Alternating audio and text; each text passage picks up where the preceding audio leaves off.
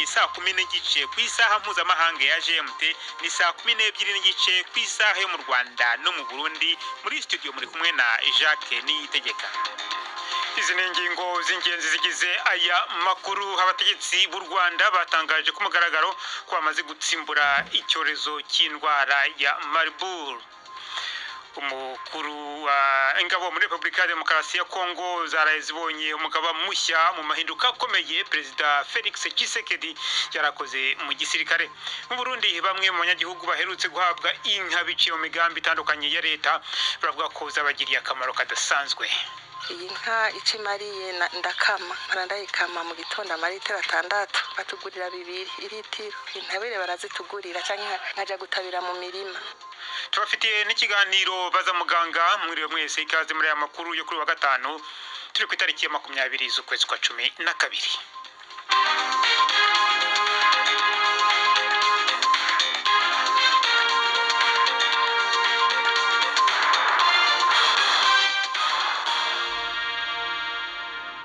Amakuru ku buryo burambuye ni mukanya. Prudence Ngiyumva maze kutugezaho muri make amakuru y'ingenzi avugwa hirya no hino ku isi. Abadiplomate bo muri leta zunze ubumwe za Amerika biravuga ko bagiranye ibiganiro bya mbere n'abategetsi bashya ba Syria i Damascus. Amakuru arambuye y'uru rugendo ni make, ariko umutegetsi wo muri Syria mushya yasubiwemo amagambo atangaza ko inama yagenze neza. Abandi badiplomate bo mu Burayi bamaze guhura n'abategetsi bo mu mutwe wa Kisilamu wa HTS wahiritse ubutegetsi bwa Perezida Assad. Uyu mutwe uracyafatwa na Washington nk'uwiterabwoba, ariko kukura kuri uru rutonde byafasha inzira yo guhagnagura ibihano abategetsi ba Syria bakeneye. Suwedi yatangaje ko izahagarika inkunga yahaga ishami rya Loni rishinzwe impunzi muri Palestine, ariko yasezeranyije kongera inkunga yayo inyuze mu yindi miryango. Iki cyemezo gikurikiye itegeko ryatowe n'inteko ishinga amategeko ya Isiraheli ica UNRWA gukorera muri Isiraheli cyangwa mu burasirazuba bwa Yerusalemu. Itegeko ryatowe nyuma y'ibirego bya Isiraheli ko bamwe mu bakozi ba UNRWA bagize uruhare mu gitero cya Hamas cyagabwe kuri Isiraheli mu kwezi kwa 10 k'umwaka ushize. Umuyobozi wa UNRWA Philippe Lazzarini yavuze ko icyo cyemezo kizakuba kabiri umuhangayiko w'abanyagaza, anasaba Suwede kwisubiraho. Malaysia yemeye icyifuzo cyo kongera gusubukura ishakisha ry'ibyasigaye ku ndege yaburiwe irengero yo mu bwoko bwa MH370. Indege ya Malaysia Airlines yari itwaye abantu 239 yazimiye muri 2014 muri amwe mu mayobera yo mu rwego rw'indege akomeye ku isi. Inkuru ya Suranjana Tewari uri Singapore, muragizwaho na Yvette Kabatesi. Guverinoma ya Malaysia iraganira n'ikigo Ocean Infinity ku byagenderwaho mu gushakisha ibisigazwa by'iyo ndege. Mu 2018 nibwo icyo kigo cyaherukaga gushakisha iyo ndege ya MH370. Kuri ubu ariko ngo gifite icyizere nk'uko bitangazwa na Minisitiri wa Malaysia ushinzwe ubwikorezi. Aho bazashakisha hashya ni mu majyepfo y'inyanja y'Ubuhinde, ndetse na ahantu hanini ugereranije n'ibihe byashize, kandi icyo kigo kizahembwa gusa ari uko kibonye umusaruro ufatika.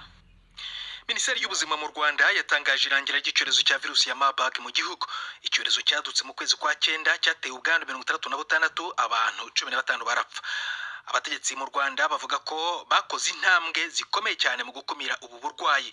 Iyi ndwara irandura cyane kandi igakurikirwa no kuva amaraso ndetse no kuzahara kw'ingingo z'umubiri. Aya ni amakuru ya BBC.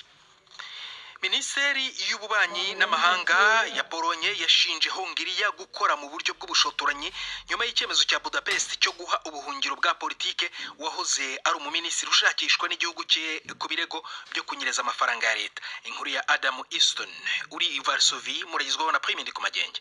Korski yavuze yuko ingingo ya Hongiriya yo guha ubuhungiro bwa politiki wahoze ari cegera cyo mushikiranganje ari mbi, haba kuri Polonye haba no ku ngingo ngenderwako z'ishyirahamwe rya Buraya. Yarahiye ko Polonye izogera ingere ku yindi.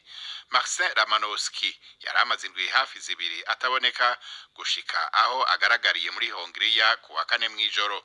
Uwo mugabo yagirizwa kunyuruza amafaranga aharurwa muri za miliyoni mu kigega cy'igihugu cari kijejwe gufasha abakorewe ivyaha igihe yari cegera cyo mushikiranganje w'ubutungane muri leta ya Polonye yahora. Asanzwe aronderwa gufatwa n'umutahe wa Buraya. Hongiriya ifise umushikiranganje wa mbere asanzwe acuditse n'umugambwe wahora ku butegetsi muri Polonye, yagiriza ico gihugu kudaha amahoro abatavuga rumwe n'ubutegetsi. Polonye yahamagaje userukira Hongiriya kugira ivyiyamiriza icese. Uburusiya bwagabye ibitero ku mijyi myinshi ya Ukraine mu ijoro ryakeye birimo ibisasu bya misile zitwarwa n'indege zitagira abadereva bita drone. I Kyiv umuntu umwe yapfuye abandi 10 barakomereka mu bitero byanangije inyubako 6 z'abadiplomate mu murwa mukuru. Perezida wa Komisiyo y'Uburayi Ursula von der Leyen yabyise igitero cy'ubugome. Ukraine iravuga ko abantu bagera kuri 2 bapfuye abandi 9 bagakomerekera mu majyepfo y'icyambu cya Kherson. Moscow iravuga ko uru rufaya rw'ibisasu rwari rwo kwihorera ku gitero Ukraine yagabye mu karere ka Rostov ahatunganyirizwa ingufu z'ubumara muri iki cyumweru. Yongeraho ko iki gitero kandi ngo cyarimo uruherezo bya misile birasa mu ntera ndende Ukraine yahawe n'Uburayi. Jacques urakoze Prudence Ngiyumva.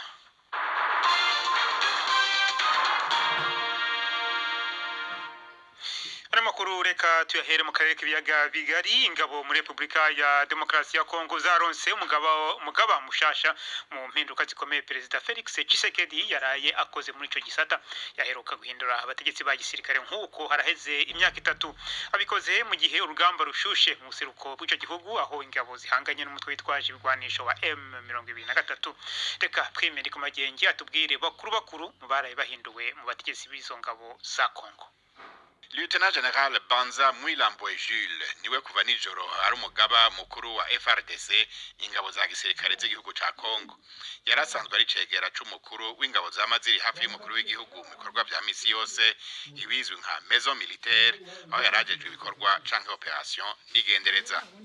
Abonwa nk'umwe mu bizerwa cyane ba Perezida Tshisekedi ndetse yigeze kuba icegera ca komanda w'abasirikare bacungera inzego z'igihugu Garde Républicaine. General Mwilambwe asubiriye General Chiwewe Songesha Christian yari muri ico kibanza kuva mu 2022 ubu akaba yagizwe umujenama mu bya gisirikare wa Perezida Tshisekedi. Igihe yagenwa nawe nyine yaravuye hafi y'umukuru w'igihugu kuko yari umukuru w'ingabo zimucungerera umutekano. Ico gihe ibiro by'umukuru w'igihugu bikaba byari byavuze ko impinduka zikozwe kugira igisirikare kijirize gukora neza. Mu bandi bagenywe mu bibanza bikuru harimo Lieutenant General Icyaligonza Nduru Jacques yagizwe umukuru w'ibiro bijejwe ibikorwa operation n'igendereza mu gisirikare. Izo mpinduka zibaye mu gihe amakuru avuga ko intambara zishushe hagati ya FRDC na M23 muri Rubero mu ntara ya Kivu ya ruguru mu buseruko bw'igihugu. Bivugwa ko M23 imaze kwigarurira uduce twinshi kuva mu mpera z'indwi heze.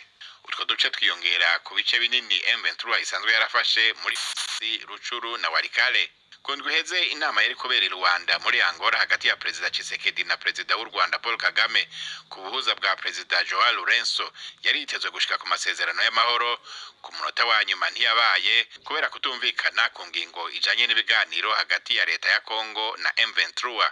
Leta ya Kongo ivuga yuko itigeze yemera kuvugana imbona nkubone n'umuhari witwaje ibigwanisho wa M23, ivuga ko ufashwe mu mugongo n'u Rwanda. U Rwanda rwo ruvuga yuko ikibazo kiri hagati y'abanyekongo ubwabo ko rwo rufata gusa ingingo zo kwirinda ingaruka iyo ntambara irugirako. Twimende ku magenge BBC Gahuza Miryango, Nairobi. Abategetsi b'u Rwanda batangaje ku mugaragaro ko bamaze gutsimbura icyorezo cya Marburg amezi 3. Umurwayi wa mbere agaragaye mu gihugu. Hari hashize iminsi abategetsi bagaragaza icyizere ko virusi ya Marburg yamaze gucika mu gihugu. Gusa ngo bari bategereje igihe kigenwa n'amabwiriza y'ishami ryawo nikita ku buzima cy'iminsi 42 ngo babone kubitangaza. Minisiteri y'ubuzima iravuga ko ubu hakurikiyeho ubushakashatsi buzibanda mu birombe by'amabuye y'agaciro bivuga ko byari bicumbikiye uducurama byemejwe ko ari two twinjiyeje iyi ndwara mu gihugu. Ni inkuru ya Jean Claude Mwambutsa i Kigali. Atangaza ukurangira kwa virusi ya Marburg, Minisitiri w'ubuzima Dr. Sabin Nsanzimana yavuze ko hari hashize iminsi 42 yikurikiranya nta murwayi mushya ugaragaye. Iki gihe ngo nacyo kigenwa n'amabwiriza y'ishami rya Loni ryita ku buzima OMS kubirebana n'imicungire y'ibyorezo. Habayeho gukora ubutaruhuka ku nzego z'ubuzima kugira ngo iki cyorezo gikomwe imbere. Amakuru yatangajwe na Minisiteri y'ubuzima avuga ko igice kinini cy'abantu bapfuye ari abaganga. Cyakora umubare w'abaganga bapfuye cyangwa uwo barwayi basanzwe ntiwatanzwe ku buryo busobanutse. Kuva umurwayi wa mbere yagaragara mu mpera z'ukwezi kwa 9, abantu 66 nibo byatangajwe ko barwaye indwara, 15 yarabahitanye naho 51 bashobora kuvurwa barakira. Minisiteri y'ubuzima ivuga ko uwa nyuma wahitanywe n'iyi virusi yagaragaye ku itariki ya 15 z'ukwezi kwa 10, ikavuga kandi ko nta murwayi n'umwe wari usigaye mu bitaro. Byafashe igihe kirekire abashinzwe ubuzima batarashobora kugaragaza aho iyi virusi yateye ituruka. Gusa nyuma Minisiteri y'ubuzima yaje gutangaza ko iyi virusi yazanywe na bumwe mu bwoko bw'uducurama twabaga mu birombe by'amabuye y'agaciro mu nkengero z'umujyi wa Kigali. Minisiteri y'ubuzima ivuga ko hagiye kuvugururwa uburyo bwo gukurikirana ibyorezo hashingiwe ku byagaragaye kuri iyi virusi. Byemejwe ko yadukiye mu gace kegereye cyane umurwa mukuru, mu gihe ibindi byorezo bihera mu duce tw'icyaro bisatira imijyi. Nta kwirara nk'uko byavuzwe na Dr Nsanzimana, impuguke mu by'ubuzima, ngo zikaba zigiye kujagajaga mu gace katurutsemo iki cyorezo kugira ngo virusi itazongera kubaca muri humye. Jean Claude Mwambutsa, BBC Gahuzamiryango i Kigali. Mukomeje kumva BBC Gahuzamiryango, muradukurikira kandi kuri Kisoro FM mu majyepfo ya Uganda. Tugeze ku isaha ya saa 12:41 ku masaha yo mu Rwanda no mu Burundi.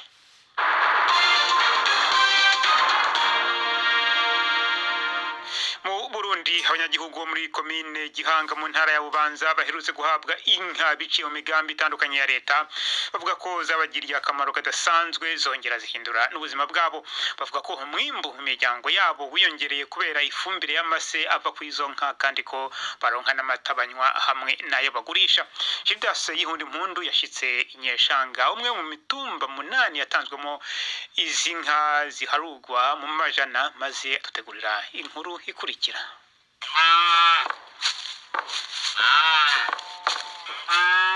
Inka ziriko zirigina inabuja kubera zizaniye icarire aho ziri mu ruhongore. Turi ku muhana wa Maria Nibigira uherereye muri village ya 3 ku mutumba Nyeshanga, zone Buringa, komine Gihanga mu ntara ya Bubanza. Uyu mupfakazi w'imyaka 64 twaganiriye atangura nyereka inka yahawe, mbere zimaze no kugwira. Iyo baduhaye mukara mugabo nyina wayo kuko yari ishaje, naciye ngumanye iyo yitwa Muterateka, irakamwa kandi ironsa. Iyo yariye cyane kuko ibyaye ijya mbere, irakamwa amaritira 4 mu gitondo, ku mugoroba nkaronka 3 canke 2 n'inusu. Maria Nibigira yabwiye BBC Gahuzamiryango ko izi nka zahinduye ubuzima bw'umuryango wiwe. Umwimbu mu mirima ngo wariyongereye, intabire nayo akaronka iyakoresha, iyo ababanyi niyagurisha, n'amata bikabuko nyene. Umugambi waduhaye inka ceno ushimira rwose, waje hageze nka twebwe turabapfakazi, uramfitiye akamaro rwose. Nka jewe nsanzwe ndumutamakazi kandi nkaba naramugaye, sinja kwisuka, isuka yanje ni inka nyene. Ndakuramwo akarasiyo n'abakozi bazigaburira bazahirira ivyatsi. Nko ku metero 400 uva kwa Maria hari undi muhana wahawe inka. Nahasanze Crescence Nshimirimana w'imyaka 60. Uyu mukenyezi nawe nyene arashima, ariko yemeza ko muri iki gihe bitoroshe namba kuronka icarire. Ngorane dufise ku kwezi umukozi akwahirira, ku kwezi tumuhemba 100 bikagaca ko hajamo no kumusumira. Iyi nka icimariye ndakama, ndayikama mu gitondo amaritiro 6, batugurira 2 iritiro. Intabire barazitugurira canke nkaja gutabira mu mirima. Abanyagihugu bo muri komine Gihanga bataronsa amahirwe yo guhabwa inka, basaba leta ko nabo nyene yobibuka. Olivier Ndayisenga asanzwe ari umurimyi. Twahuriye muhiriwe avuye gusoroma intore. Uyu munsi twe tudafise ndibaza bishobotse etika twiyumvira ko natwe twokorora izo nka kuko natwe turazifuza. Izo buri kintu kidufasha mu muryango, urazi ko harakenerwa amase yo gutabira. Iyo nka rero uramutse uyifise uraronka amata, ukadandaza, ukayivuza, ukakuramwa n'amafaranga y'uyahirira. Musitani wa komine Gihanga Leopold Ndayisaba avuga ko igikorwa cyo gutanga izi nka cyatunganije ku buryo abazironka baca baja barokorera abatararonka. Yizeye ko muri kazoza hazoba hamaze kuronka benshi bashoboka. Nk'ubu tumaze kuronka imigambi 2, turonkeje inka ari Peredageri cyangwa ubuvuba, hari imitumba ishika kuri 3, ku mutumba barahatanga inka zitari munsi ya 70. Hano n'umugambi Penesadrim nawo nyine batanze ku mitumba ishika kuri 6. N'indi sigaye hari undi mugambi vuba uzobaronsa inka. Muri uwo mugambi abene gihugu barazihererekana, barazihanahana. Nuvuga ko inka imwe irashobora kuzosanga ihaye abantu mbere nka 70, kuko uko ivyara uyironse yivutsa cahereza uwundi ari ku rutonde. kuva umukuru w'igihugu cy'u Burundi Evariste Ndayishimiye yashyize ku butegetsi mu mwaka wa 2020 yarashize ingufu zidasanzwe mu bijanye no guteza imbere uburimyi n'ubworozi. Inka ziharurwa mu bihumbi ziramaze gutangwa mu ntara zitandukanye mu ntumbero yo gushigikira abarimyi. urakoze Gildas Yihundi Nkundu. Samirana radio yacu dukunda cyane. Ubu ushobora gutangira gukurikira kuri WhatsApp yawe amakuru yo ku rubuga rwacu rwa internet bbcgahuza.com akimara gutangazwa.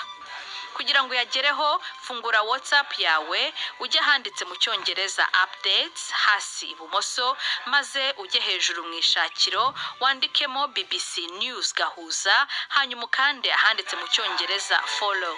BBC Gahuza miryango. Noneho twumve ibivugwa ku mbuga z'imikino, turabigezwaho na Yves Bucyana. Mwireho neza mwese abateze amatwi BBC ay'imikino nyatangirire mu gikombe cya Carabao mu gihugu cy'Ubwongereza. Liverpool yatomboye kuzahura na Tottenham muri kimwe cya kabiri kirangiza muri icyo gikombe. Mu mukino wabonetsemo ibitego 7, Tottenham yaraye isezereye Manchester United itsinze ibitego 4-3. Ibitego byabanje kuba 3-0 Spurs iyoboye mbere yuko abanyezamu b'impande zombi bakora amabara. Umunyezamu wa Tottenham Fraser Forster yatanze imipira 2 kuri ba rutahizamu ba United yabyaye ibitego biba 3-2. United yari ibonye imbaraga zo gushaka kwishyura, ariko nayo umunyezamu wayo Altay Bayindir yakoze ibara yitsinda umupira waruvuye muri corner utewe na Son Heung-min. Undi mukino wa kimwe cya kabiri cy'igikombe cya Carabao uzahuza Arsenal na Newcastle. Arsenal kwa gatatu yasezereye Crystal Palace yitsinze ibitego 3-2. Liverpool imaze kwegukana iki gikombe inshuro 10 izahura na Spurs. Umukino wa mbere ukazabera ku kibuga cya Tottenham, wo kwishyura ukazabera Anfield. Ikipe ya Arsenal izakina na Newcastle kuri stade ya Emirates. Umukino ubanza wo kwishyura ukazabera St James Park. Imikino ibanza iteganyijwe kuba mu cyumweru cya mbere cy'ukwezi kwa mbere umwaka utaha 2025. Nyiri mu Bwongereza, Arsenal irongera icakirane na Crystal Palace mu mpera z'icyumweru muri shampiyona ya English Premier League, mu gihe Liverpool izabiri ku kibuga cya Tottenham kumvana umurya na Spurs. Iyo ikaba ari imwe mu mikino myinshi itegerejwe n'abakunzi ba ruhago nk'uko tubigezwaho na Prudence Ngiyumva. Iyo mikino izabimburirwa na Manchester City igeza aho umwanzi ashaka, izasura Aston Villa nayo itari mu bihe bishamaje nyuma yuko izi kipe zombi zitsindiwe mu buryo busa zitakaza amanota 3 mu gihe cy'iminota 2 gusa ya nyuma y'umukino w'umunsi wa 16 mu cyumweru gishize. Ibintu bikomera kurushaho ku mutoza Pep Guardiola wamaze kwemeza kuri uyu wa gatanu kumwe muri ba myugariro be Ruben Diaz atazagaragara mu kibuga mu byumweru 3 cyangwa 4 kubera imvune. Ariko Villa nayo ntiheruka gutsinda City kuva mu kwezi kwa 12 k'umwaka ushize. Umukino wazo i Villa Park ejo kuwa gatandatu nyuma ya saa 6 uzakurikirwa n'indi 4 irimo Brentford izakira Nottingham Forest na Newcastle izasakirana na Ipswich Town, mu gihe Arsenal izafata urugendo ruto iva mu majyaruguru y'umurwa mukuru London yerekeza mu majyepfo yawo guhangana na Crystal Palace. Ni umukino wa kabiri izi kipe zizaba zihuriyemo mu minsi 3 gusa nyuma y'intsinzi igoye ya Gunners mu gikombe cya Carabao kuwa gatatu.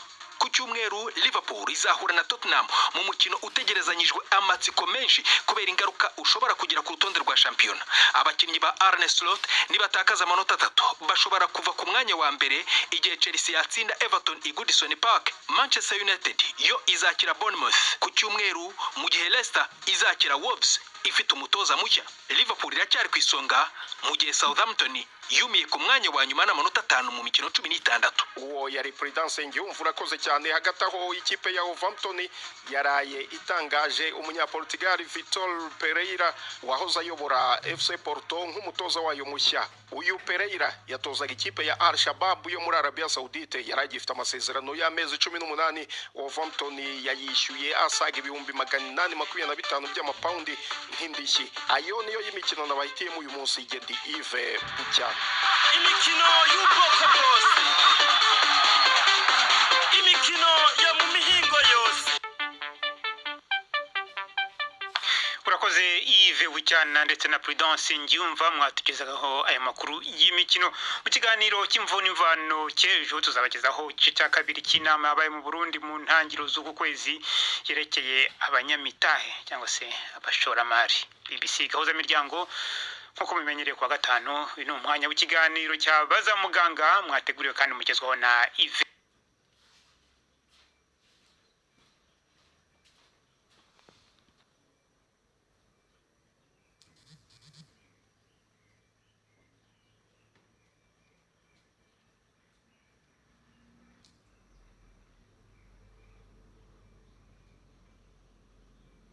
Abanyamitahe cyangwa se abashoramari. BBC gahuza miryango nkuko mumenyereye kwa gatanu uyu ni umwanya w'ikiganiro cyabaza muganga mwateguriwe kandi mugezwaho na Yvette Kabatesi.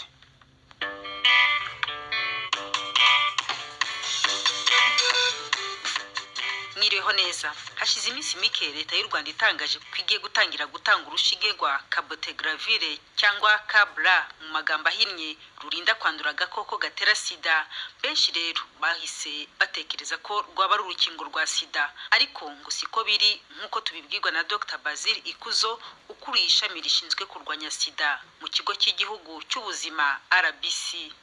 Uwo muti cabotegravir ntabwo ari urukingo nk'uko benshi bari kubivuga cyangwa umuti uvura virusi itera sida, ahubwo ni umuti udufasha kwirinda virusi itera sida, kwirinda ubwandu bushya. Ni ukuvuga ni umuti wagenewe abantu batarandura virusi itera sida ariko nabo mu byiciro bitandukanye. Uwo muti rero gukora guhera muri 2018 twari dusanzwe dufite ukora nkaho ariko w'ibinini, aho umuntu yafataga ikinini kimwe buri munsi akagifata buri munsi mu gihe agifite ibyo byago byo kwandura virusi itera sida. Kuri ubwo rero urwo rushinge aho bitandukaniye ni umuti tuzajya dutera mu rushinge ukawufata rimwe mu mezi 2. Ntabwo ari urukingo kuko mu gihe utari kuwufata wakwandura virusi itera sida. Utandukaniye he rero n'ibyo binini? Ni wowe navuga ngo ufite ubushobozi bwinshi cyane cyangwa? Urumva ibyo iyo miti birikora ni bimwe, byose ni ukurinda umuntu kuba yakwandura virusi itera sida. Icyiza kirimo urumva mu mezi 2 bagufasha ibinini bigera muri 60, ahandi uzajya ubufashe urushinge rumwe.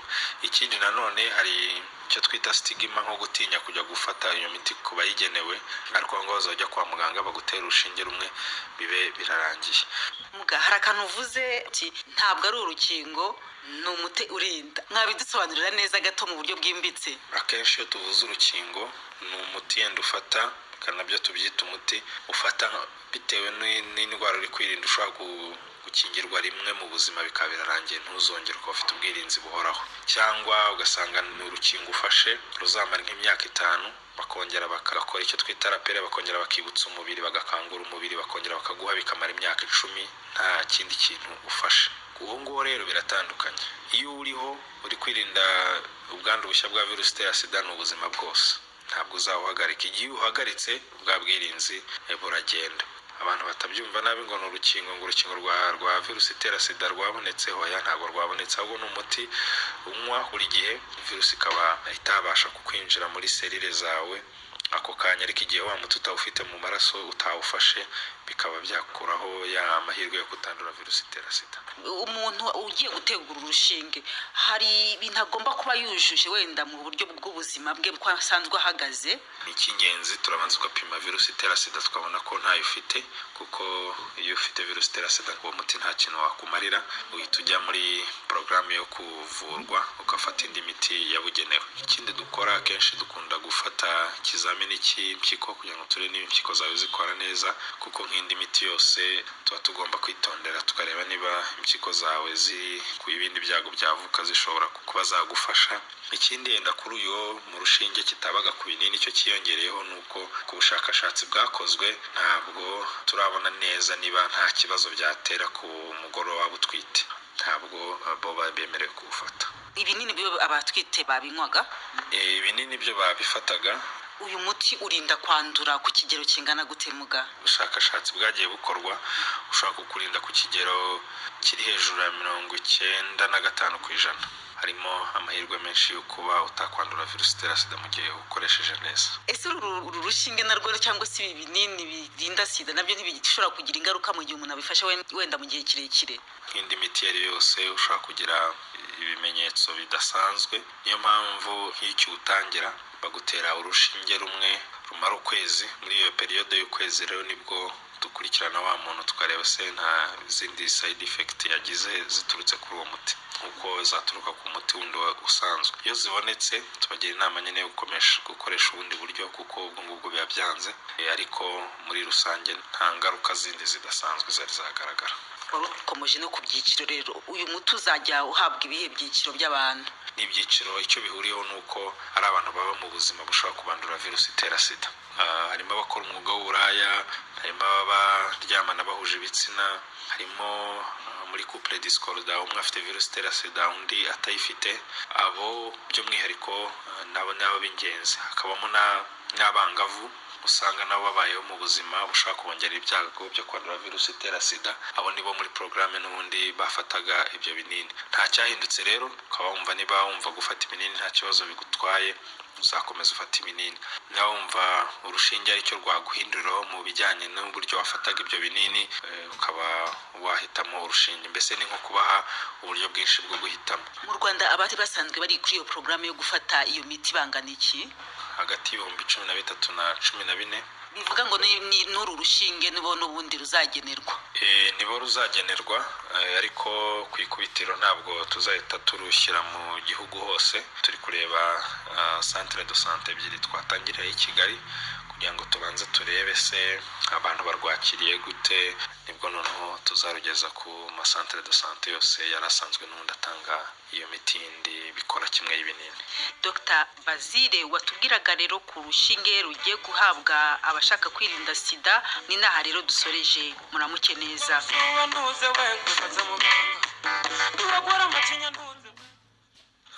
Urakoze Yvette Kabatesi na muganga mwaganiraga mu cyo kiganiro cyabaza muganga kiri mu kwerekeza ku musozo wa kino kiganiro. Ariko mbere yo kubasezeraho reka nongere nsubize ijambo Prudence Ngiyumva atugezeho amwe mu makuru y'ingenzi avugwa muri BBC muri kano kanya. Abadiplomate bo muri Leta Zunze Ubumwe za Amerika biravugwa ko bagiranye ibiganiro bya mbere n'abategetsi bashya ba Syria i Damascus. Amakuru arambuye y'urugendo ariko ni make gusa. Umutegetsi wo muri Syria yasubiwemo amagambo atangaza ko ngo inama yagenze neza. Abandi badiplomate bo mu Burayi bo bakaba baramaze guhura n'abategetsi bo mu mutwe wa Kisilamu wa HDS wahiritse ubutegetsi bwa Perezida Bashar al-Assad. Uyu mutwe uracyafatwa na Washington nk'uwiterabwoba, ariko kukura kuri urutonde bikaba byafasha inzira yo guhanagura ibihano abategetsi ba Syria bakeneye. Suwediyo yatangaje ko izahagarika inkunga yahaga ishami rya Loni rishinzwe impunzi zo muri Palestine, ariko ikaba yasezeranyije ko inkunga yayo iziyongera inyuze mu yindi miryango. Iki cyemezo kikaba gikurikiye itegeko ryatowe n'inteko ishinga amategeko ya Isiraheli ica inurwa gukorera muri Isiraheli cyangwa mu burasirazuba bwa Yerusalemu. Ni itegeko ryatowe nyuma y'uko Isiraheli ishinjiye bamwe mu bakozi ba UNRWA kugira uruhare mu gitero cya Hamas cyagabwe kuri Isiraheli mu kwezi kwa 10 k'umwaka ushize. Naho Malaysia yo ikaba yemeye icyifuzo cyo kongera gusubukura ishakisha ry'ibyasigaye ku ndege yaburiwe irengero yo mu bwoko bwa MH370. Indege ya Malaysia Airlines yari itwaye abantu 239 ikaba yarazimiye muri 2014 muri amwe mu mayobera yo mu rwego rw'indege akomeye ku isi. Minisiteri y'ubuzima mu Rwanda ikaba yatangaje irangira ry'icyorezo cya virusi ya Marburg mu gihugu. Icyo cyorezo kikaba cyaradutse mu kwezi kwa 9 kigatera ubwandu 36, abantu 15 bakaba barapfuye. Jacques, urakoze Prudence Ngiyumva ku iyo nkuru y'akarere urangirijeho. Nakongeraho ko ingabo muri Repubulika ya Demokarasi ya Kongo zaronse umugaba mushasha mu mpinduka zikomeye Perezida Felix Tshisekedi yaraye akoze mu gisirikare. Naho mu Burundi ho bamwe banyagihugu baherutse guhabwa inka biciye mu migambi itandukanye ya leta baravuga ko zabagiriye akamaro kadasanzwe. Ano makuru yarahagariwe na Mark Niyonkuru. Amakuru yacu arakomeje ku rubuga rwacu rwa internet bbc.gahuza.com. Amakuru kandi ya ku rubuga rwacu rwa internet ushobora no kujya uyabona muri WhatsApp ya Rwanda ubushinjacyaha mu rukiko rukuru bwakomeje gusobanura umugambi wo guhirika ubutegetsi burega itsinda ry'abantu 10 barimo n'umunyamakuru Theoneste Nsengimana mu gihe igihe cy'ihinga kizwi nka gatasi kigeze kure cyane mu Burundi. Bamwe mu bahinzi bo mu kibaya cya Gihanga baravuga ko batarabona ifumbire gushyira mu mirima yabo. Banumva n'umwe mu banyamategeko bungana leta ya Repubulika ya Demokarasi ya Kongo mu kirego yatanze irega ikigo cy'ikoranabuhanga cya Apple gukoresha ibyuma bikozwe mu mabuye y'agaciro azwi nk'amabuye y'amaraso ava mu turere tuvamo imirwano tw'icyo gihugu.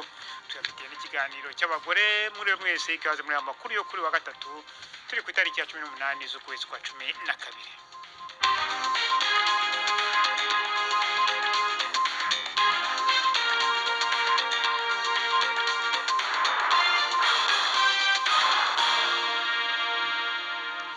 Amakuru yose ku buryo burambuye ni mukanya Prudence Ngiyumva maze kutugezaho muri make amakuru y'ingenzi avugwa hirya no hino ku isi. Abategetsi mu Burusiya baravuga ko bataye muri yombi umunya Uzbekistan akaba ari umugabo wo muri icyo gihugu ukekwa gutega igisasu cya bombe kishi umukuru w'urwego rw'igisirikare rushinzwe ibisasu by'ubumara General Igor Kirillov yishwe kuwa kabiri ari kumwe n'umujyanama we igihe igisasu cyaturikiraga hanze y'inzu iri Moscow. Ukwiregura ahakana ibyaha byakozwe ku giti cy'ingimbi y'umwongereza uregwa kwica abangavu 3 mu gihe cy'amasomo yo kubyina mu kwezi kwa 7. Igitero cyagabiwe ahitwa Southport mu majyaruguru y'Ubwongereza cyasembuye imyivumbagatanyo yamaze iminsi mu gihugu cyose. Ni nyuma y'amakuru y'ibihuha byakwirakwijwe ku mbuga nkoranyambaga byavugaga ko ukekwa yari umwimukira. Amahoteli acumbikira abasaba ubuhungiro n'imisigiti byaribasiwe. Axel Rudakubana wavukiye mu Bwongereza ari kufite ababyeyi b'Abanyarwanda yanze kuvuga igihe yabazwaga uko yiregura ku byo ashinjwa. Ikigo gishinzwe iby'ubumenyi bwa siyanse n'isanzure ndetse n'ibyogajuru NASA kiravuga ko abantu 2 bagenda mu byogajuru baheze mu isanzure mu gihe kibarirwa mu mezi bongeye gukererwa kandi kugaruka ku isi kugeza nibura mu kwezi kwa 3 k'umwaka utaha. Sunny Williams na Butch Wilmore baheze kuri station mpuzamahanga iri mu kirere kuva mu kwezi kwa 6 nyuma y'icyari giteganyijwe kuba ubutumwa bw'iminsi 8 gusa.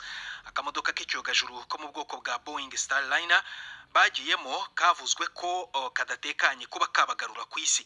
NASA yavuze ko ikerereza uku kugaruka kwabo kugira ngo iyihe igihe cyo kurangiza ikindi cyogajuru gishya kizwe nka Dragon bazazamo bagaruka ku isi. Ibintu muri Mayotte biracyameze nabi cyane ku bantu barenga 300 bahita mu rugo. Benshi nta biryo ndetse n'amazi bafite. Amashanyarazi nayo yagiye hafi muri kimwe cya kabiri cy'ikikirwa. Abaturage benshi nta byibanze bafite kuva umuyaga ukomeye wiswe Chido wibasira ikikirwa cy'Ubufaransa. Inkuru ya Mayeni Jones uri mu kirwa cya Réunion aho umuhate wo kwegeranya inkunga uri gukorerwa murigizweho na Yvette Kabatesi. Nyuma y'iminsi 4 Mayotte imwe mu ntara z'Ubufaransa zo hanze yabwo yibasiwe n'inkubi y'umuyaga. Amatsinda y'ubutabazi akomeje gushakisha barokotse mu bisigazwa by'insisiro zasenyutse. Hari amakuru avuga ko hari imirongo miremire hanze y'amabanki aho abantu bagerageza kujya kubikuza amafaranga yo kugura ibiribwa. Ubu byatangiye no kuba bike. Uhagarariye ishami rya Loni ryita ku bana UNICEF muri Mozambique bituranye na Mayotte yavuze ko tumwe mu duce two mu majyaruguru tudafite amazi asukuye kandi ko bariho bakora uko bashoboye ngo bahageze ibikoresho by'ubuvuzi. Mayotte nicyo kirwa cy'Ubufaransa gikenye kurusha ibindi.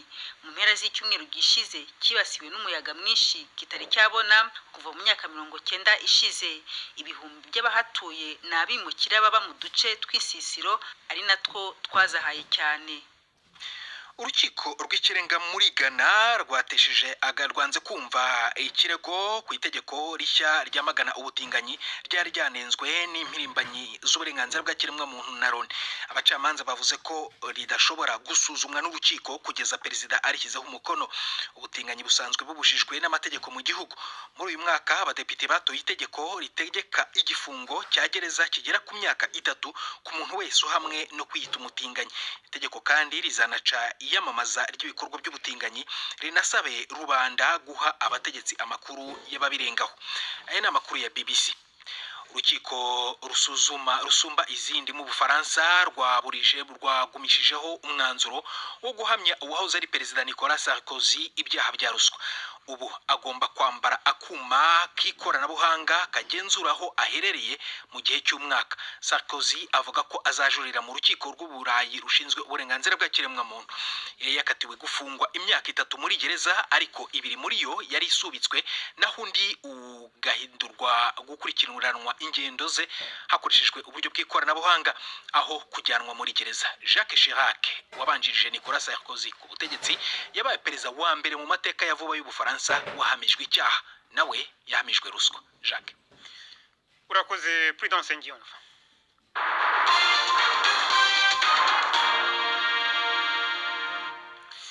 Ano makuru ku buryo burambuye katuyatangurire mu Burundi mu gihe kihinga kizwi nka gatasi kigeze kure cyane. Bamwe mu barimyi mu kiyaya ca Gihanga mu ntara ya Bubanza mu Burundi bavuga ko batararonka intabire canke ifumbire mu Kinyarwanda yo mu bwoko bwa ure izwi nka totahaza ikoreshwa mu gutotahaza imirima. Bayironse nabo bemeza ko bahawe idekwiye bagiranije n'amafaranga batanze. Aba barimyi bafise ubwoba ko iteba ry'intabire rishobora gutuma umwimbu uba muke cyane. Basaba inzego zibijejwe kubagarukira kugira bayironke amazi atararenga inkombe.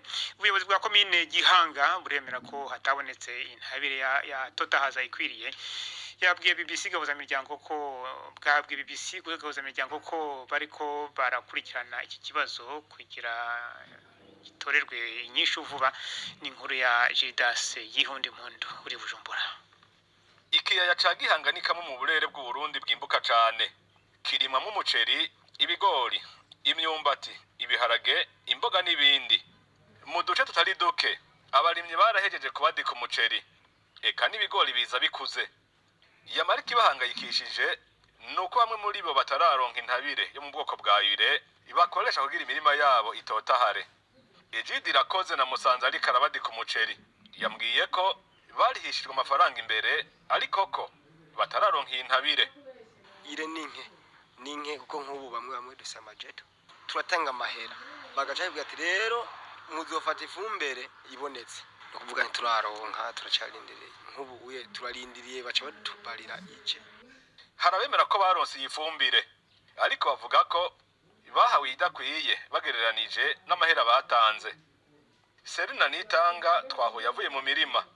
Abarimyi tumerewe nabi, agafumbire nubwo batanga agafumbire gakeyi ntidukwiza. Ire habonetse akayire gakeyi kifata kibanza. Turarindiriye turihanganye sinzi ko bazaduha kandi amafaranga urayariha mu gifumbire gakena. Tubajije batubwira ko ifumbire ari nkeyi baza barakwiragiza mu gihugu cyose mpaka tuzokwigwa bazaza barayitanga ku bice. Turacerewe cyane kuko urabona ibigori birakutse. Aba barimyi bafise ubwoba ko hamwe intabire itoboneka vuba bwango bishobora kugira ingaruka ku mwimbu no ku buzima bwabo. Bemeza ko ari basanzwe babayeho nabi kubera ibihe by'ubutunzi igihugu kirimwo bitifashe neza. Babona ko bishobora kunyuka. Tugiye gushora dusanga ingufu twakoresheje tutazigarukanye kubera duca tugurisha nabi baca bibura isoko hahera iminsi. Abo bahise imitahe bamaze kuvyegeranya bagaca bidoza ibiciro. Nk'ibiciro byaturengeye cyane cyo tumuce yuguru 5,000.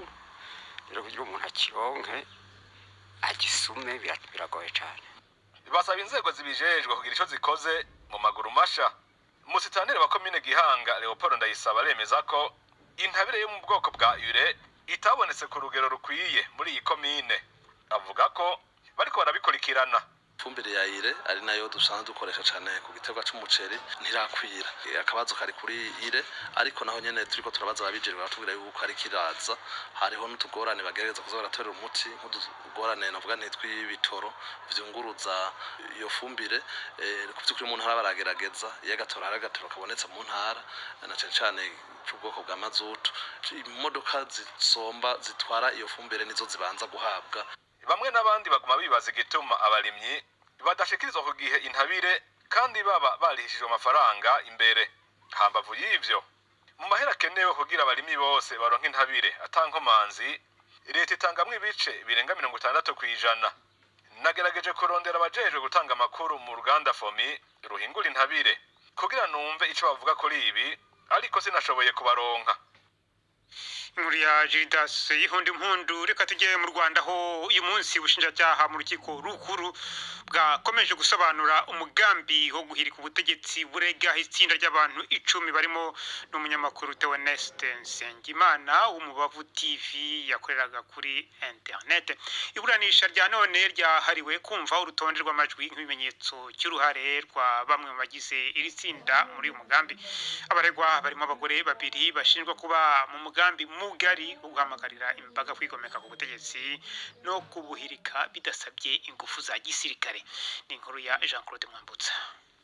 Iburanisha ry'uyu munsi ryongeye kwiharirwa n'ubushinjacyaha bwumvikanisha amajwi buvuga ko agize ibimenyetso bikomeye by'uruhare rw'abaregwa mu mugambi wo guhirika ubutegetsi. Hari aho bamwe bumvikana bavuga ko bazahamagarira rubanda kwitabira ibikorwa byo kwigomeka ku butegetsi. Ibi ni nko kwanga gutanga imisoro. Iri tsinda rivuga ko ibabaza cyane abaturage. Iri tsinda ngo ryifuzaga ko hari igihe kizajya kigera abaturage bakambarira rimwe imyenda y'ibara rimwe nka bumwe mu buryo bwo kugaragaza akababaro ariko badakoresheje intwaro. Ngo bagombaga no gushaka uburyo bwo gukwirakwiza inyandiko zidasinye zimwe zitwa track zigashyirwa ahahurira abantu benshi. Izi ngo zagombaga kuba zigaragaza ibikorwa bibi by'ubutegetsi kugira ngo abaturage babwinube. Abagombaga kwibandwaho cyane n'abacuruzi bato bato kenshi babikora mu kajagari, bamwe bitwa abazunguzayi. Aba inshuro nyinshi bakunze kugaragara bashyamirana n'inzego z'ibanze z'umutekano, rimwe na rimwe zibambura ibicuruzwa byabo. Uyu mugambi wo kwigomeka ku butegetsi ngo wagombaga no kugera ku batwara abantu ku mapikipiki, bamwe bitwa abamotari. Gusa kuri aba ngo hagombaga kubaho ubushishozi bwinshi kuko aba ngo biganjemo abakorera inzego z'iperereza. Intego ya bimwe mu bikorwa ngo kwari ugushotora ubutegetsi bukaba bwakoresha imbaraga z'umurengera mu kubihagarika. Mu gihe hakoreshejwe imbaraga ubutegetsi ngo bwari kwamaganwa n'amahanga, naho butazikoresha abigaragambya bakaba batsinze. Nubwo aya majwi yakiniwe mu rukiko yabanje gukurura impaka nyinshi, abaregwa bavuga ko ari ibimenyetso bishya byazanywe n'ubushinjacyaha. Gusa umucamanza yategetse ko urubanza rukomeza, abatishimiye ayo majwi bakazagaragaza inenge yayo ubwo bazaba biregura.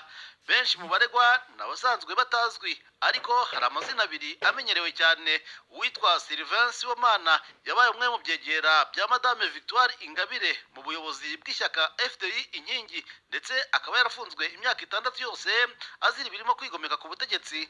Theoneste Nsengimana we ni umunyamakuru wa televiziyo Umubavu yifashisha umuyoboro wa YouTube.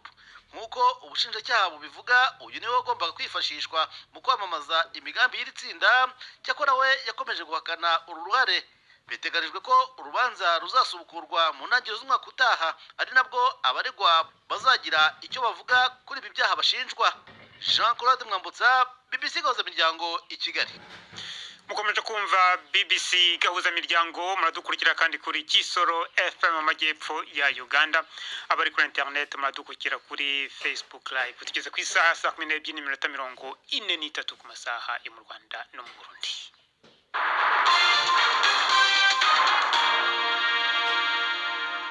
Tugaruke ku nkuru twagejejeho ejo. Guverinoma ya Repubulika ya Demokarasi ya Kongo yareze mu rwego mpanabyaha ikigo cy'ikoranabuhanga cya Apple kizwi cyane mu gukora telefone za iPhone, igishinja gukoresha ibyuma bikozwe mu mabuye y'agaciro bakunze kwita amabuye y'amaraso avuye mu turere turimo imirwano tw'icyo gihugu. Abayunganira mu mategeko bagiye mu nkiko mu Bufaransa no mu Bubiligi bashinja Apple ubufatanyacyaha mu byaha bikorwa n'imitwe yitwaje intwaro igenzura bimwe mu birombe ayo mabuye acukurwamo. Kongo ikize cyane ku mabuye ya coltan, tin na tungsten akoreshwa cyane mu gukora za mudasobwa na telefone ngendanwa. Mugenzi wanjye wo muri BBC Newsday Victoria Wonkunda yavuganye n'umwe mu banyamategeko bunganira leta ya Kongo, Christophe Marchand, ukorera i Bruxelles mu Bubiligi.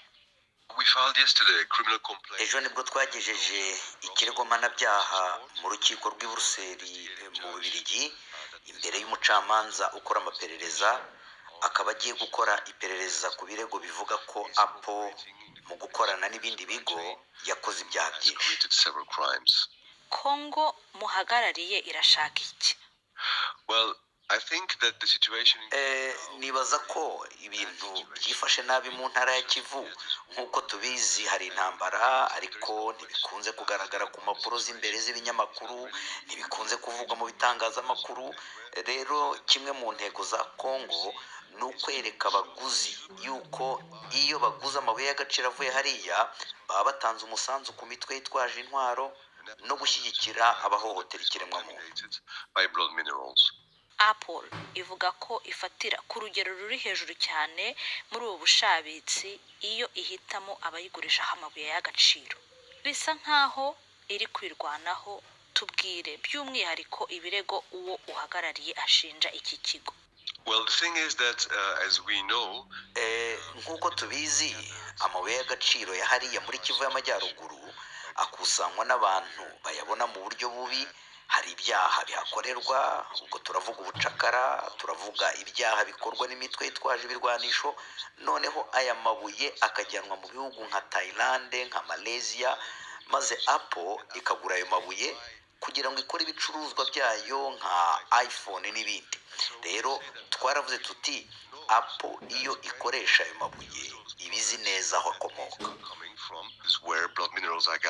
Mwaba mubona ari nko gushaka kwigira bere iyo bavuga ko bafatira ku rugero ruri hejuru cyane bahitamo ababagurishaho amabuye y'agaciro. Yego icyo ni kimwe mu byaha tubarega. Barayobya abaguzi babo bafite inshingano zo kumenya aho ayo mabuye aturuka hanyuma kandi bakagenda bavuga ko bubahiriza ikiremwamuntu igihe cyose bakorana n'abo bagurira ayo mabuye nyamara ibyo akaba atari ukuri. Ibyo rero iyo babikora baba bayobya abaguzi babo bagura amabuye yanduye. Kuki mwaregeye mu nkiko zo mu Bufaransa no mu Bubiligi? Impamvu ni uko mu Bubiligi no mu Bufaransa dufite inzego z'ubutabera zituma umuntu ku giti cye ashobora kwigerera ku mucamanza akamusaba gukora iperereza. Niyo mpamvu ariho twabanje mu Bubiligi no mu Bufaransa.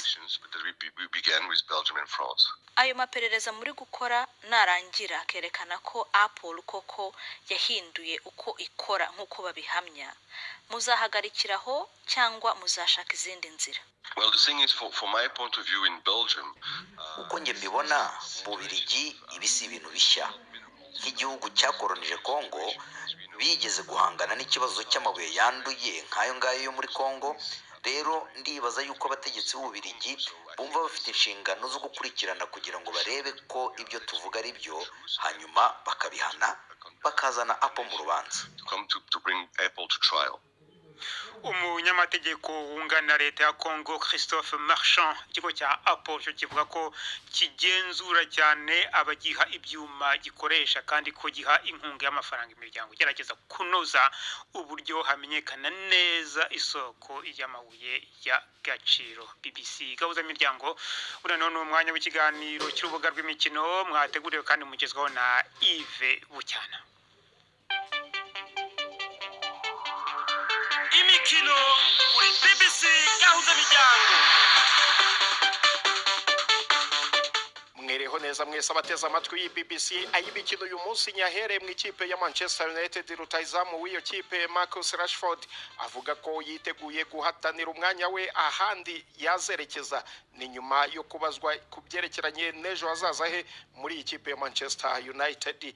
Rashford ufite imyaka 27 ntiyagaragaye mu mukino United yatsinzemo mukeba wayo w'ibihe byose Manchester City 2-1 ku cyumweru gishize. Umutoza mushya wa Manchester United Ruben Amorim yemeje ko nta kibazo cy'imyitwarire mibi cyihishe inyuma y'icyemezo cye cyo kudashyira mu ikipe Rashford.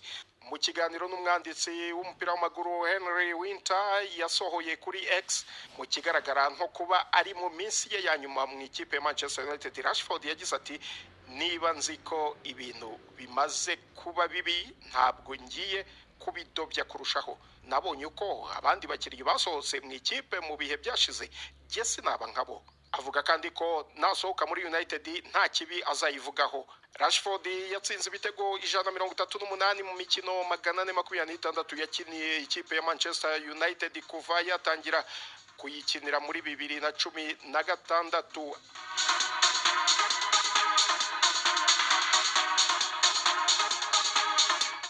nkiri mu Bwongereza rutayizamu wundi utorohewe ni Mikhailo Mudryk w'ikipe ya Chelsea watangaje ko yatunguwe cyane nyuma yo gukorerwa ibipimo bikerekana ko yakoresheje imiti yongera imbaraga mu mubiri. Ejo kwa kabiri ikipe ya Chelsea yavuze ko bavuganye n'ishyirahamwe ry'umupira w'amaguru mu Bwongereza nyuma yo kubona ibisubizo bitari byiza by'ikizamini Mudryk yakorewe. Uyu rutayizamu uturuka muri Ukraine yahagaritswe na FA nyuma yo kubona ibisubizo by'ikizamini yakorewe, ahakana gukoresha ku bushake imiti yongera imbaraga mu mubiri. Abakinnyi bafashe nkana imiti ibujijwe bashobora guhagarikwa mu gihe cy'imyaka 4 nk'uko amabwiriza ya FIFA abiteganya. Mudryk aheruka gukinira ikipe ya Chelsea ku ya 28 z'ukwezi gushize, akaba yarasibye imikino 5 iheruka mu marushanwa yose. Mudryk yaguzwe mu ikipe ya Shakhtar Donetsk yo muri Ukraine mu masezerano afite agaciro ka miliyoni 49 z'amapaundi mu mwaka wa 2023. Yatsinze ibitego 10 mu mikino 73 yakiniye Chelsea.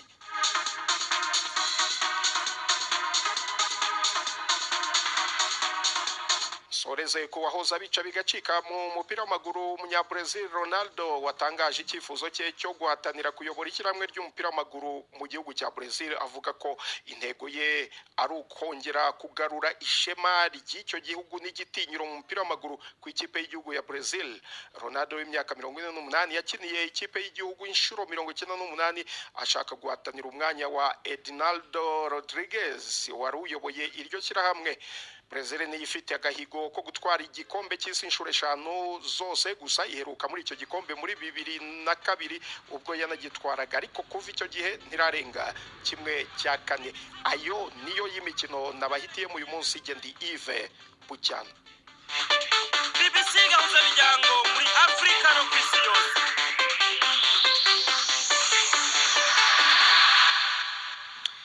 Urakoze Yves Bucyana kuri amakuru y'imikino.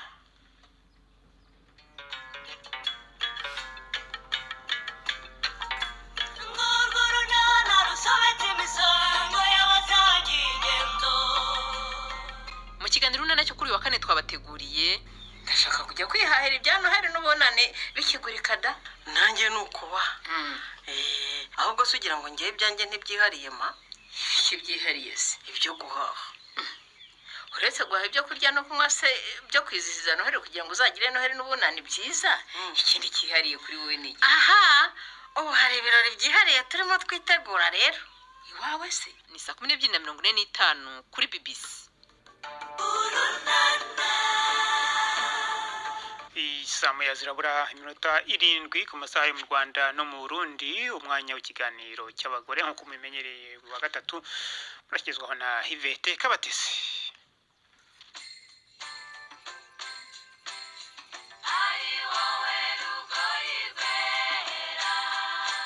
Mwiriweho neza.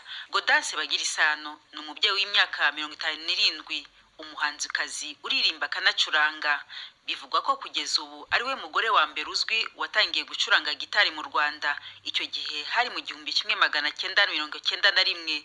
Nyuma y'imyaka myinshi rero yararetse adasohora indirimbo. Godase ngo yiyemeje kugaruka muri uyu mwuga, yemeza ko atazareka. Yaradusuye rero muri studio zacu i Kigali aratuganiriza. Kwizera niko kuzimya imyambi yase kibi yose yakumburiro. Kwizera natangiye gucuranga gitari mfite imyaka 25. Nari narashatse ariko kuririmba ko naririmbaga kera nkiri n'umwana, uturirimbo two mu bageni bakampa agafanta karyoshye nkanwa. Naje kumenya ko ndi umuhanzi nyuma rero ninde wakwigishije gitari? Waje kuyimenya ute? Wayize ute? Uburyo nize muri najyaga mu by'amarushanwa bakancurangira. Nyuma ngero mu irushanwa umuntu wancurangiraga ana kuri podium, afata gitari kubita ku rutugu aragenda asiga kuri podium. Ndababara icyo gihe ndavuga ngo nta mpuzongera kuncurangira. Mfata icyemezo cyo kwiga gitari. Wayize se? Nayo mfite amahirwe yo guturana n'umuntu wari uzi gitari, nkagenda akanyigisha nkabikunda cyane. Nyuma rero kuri stade Amahoro haza ishuri rya muzika, numva ndasubijwe nuko nize gitari. Warabyize rero ujya mu ishuri? Theorie pratique. Umaze kumenya gitari rero, ni iyihe ndirimbo ya mbere wahise uririmba icyo gihe? Ni indirimbo ivuga ngo imfura isanwa y'ibyaye mpita nayishyira kuri radiyo Rwanda rwose banayikunda yewe frituma witwa umubyeyi usa n'urushako rutuma witwa umutegarugori frituma umenya gufata ibere nk'abandi babyeyi reka use n'umugabo uguhesha icyubahiro. icyo gihe wiga gucuranga gitari ni ibintu bitari bimenyerewe muri iyo myaka cyane ku mugore abantu ntibakubonaga bakagutangarira baratangaraga bakavuga ati icya mbere nitabiriye gikomeye ni festival yitwaga Sebatunzi yari muri 92 ndibuka njye kuri podium nyine babonye nteruye gitari banyibazaho noneho bonye nyikubise koko byanyabyo ndabasaza kuko kuri icyo gihe ninjye wacurangaga gitari noneho bakanyibazaho ariko nkabyitwaramo neza. hanyuma rero kuva icyo gihe cyose ndabona ukimenya gucuranga gitari byaje kugenda gute ubuhanzi bwawe kubera ibibazo twahuye nabyo mu Rwanda hari ibyagiye bitavansa nk'uko byakagombaga kugenda ariko nk'uko n'ubu bitangiye kugenda byongera bizamuka nanjye reka nzamukana muzika yanjye nk'impano. ubu rero wavuze uti ngiye kongera gusubira mu mpano yanjye nari mfite yo gucuranga ndetse no kuririmba. hari indirimbo heruka gusohora vuba aha? heruka gusohora imwe yitwa umugore indi yitwa ijambo. ijambo rya data wo mu ijuru Yehova niryo ry'ukuri kandi ririhagije iryifashisha imiryango mpuzamahanga ntirikangwa n'izamuka ry'ibiciro. ariko se nk'umudamu mu by'ukuri birakorohera gucuranga iyo gitari koko? ni ukuri numva byoroshye aho ngereje biroroha nk'ubu nifatiye do njya nkifatira do nkifatira solo cyangwa nkifatira re cyangwa nkifatira ra cyangwa nkifatira mi numva ari sawa. wow. wari umaze igihe kinini rero utaririmba mu by'ukuri utagaragara nk'imyaka ingahe? nk'icumi uretse wenda nk'utu turushanwa dutoya cyangwa ahantu bahurira. ubu rero ni iki kibutumye ugaruka nyuma y'iyo myaka yose?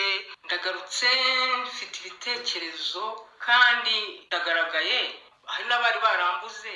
nyuma y'imyaka watubwiye ko ufite imyaka 57 si mikeya. ubu ngubu hari abahanzi bakiri batoya bashabutse cyane urabona uzabasha guhangana nabo ku isoko ry'umurimo?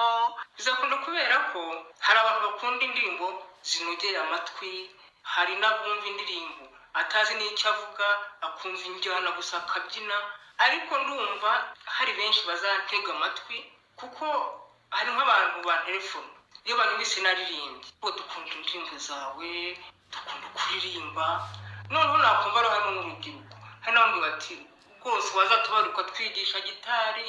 Gaudence Bagirisano w'imyaka 57 wiyemeje kugaruka mu buhanzi nyuma y'igihe kirekire. tumwifurije rero amahirwe ni naha dusoreje muramuke neza. bafana banjye